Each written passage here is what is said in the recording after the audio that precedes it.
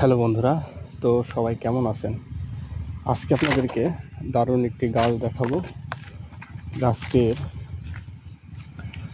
পরিচয় বলবো এবং গাছটির মাধ্যমে আপনি যে উপকারটা পাবেন সেটাও আপনাদেরকে বলবো। এজন্য অবশ্যই বন্ধুরা আপনারা ভিডিওটি স্কিপ করবেন না।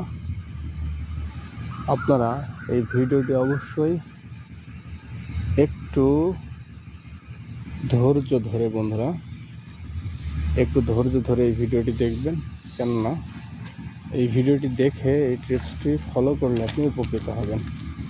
অনেক দাদা ভাইরা আছেন যাদের ধাতু শক্তি খুব দুর্বল, ধাতু শক্তি ক্ষয়ে গেছে।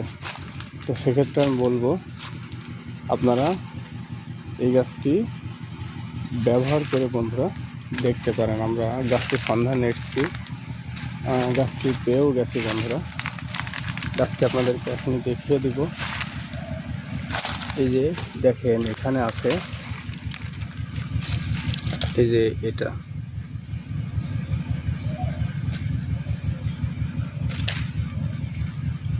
এই দেখেন এর ডোগাটা নাই হয়ে গেছে বন্ধুরা।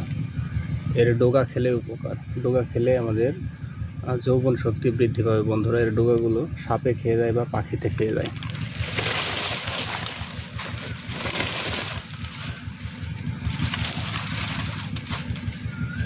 দেখেন ভালো করে, এই যে